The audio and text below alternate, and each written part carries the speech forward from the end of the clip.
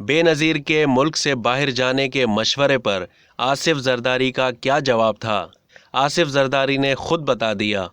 आलम इस्लाम की पहली खातून वज़ीर आज़म बेनज़ीर भुट्टो की वफ़ात को कई बरस गुजर चुके हैं, लेकिन उनकी ज़िंदगी के मुख्तलिफ़ पहलुओं से मुताल्लिक़ बातें अब भी सामने आती रहती हैं।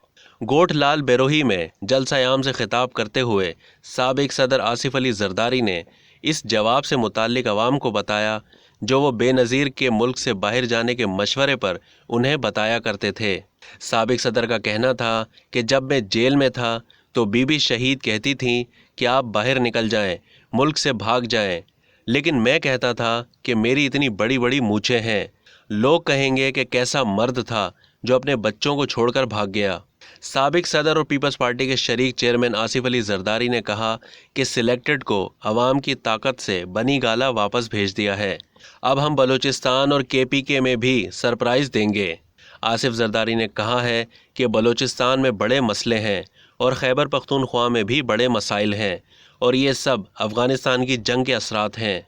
अब तक के लिए इतना ही। मज़ीद मालूमात के लिए डेली जंग के YouTube चैनल को सब्सक्राइब करना ना भूलिए और फेसबुक के पेज को भी लाइक करना ना भूलिए।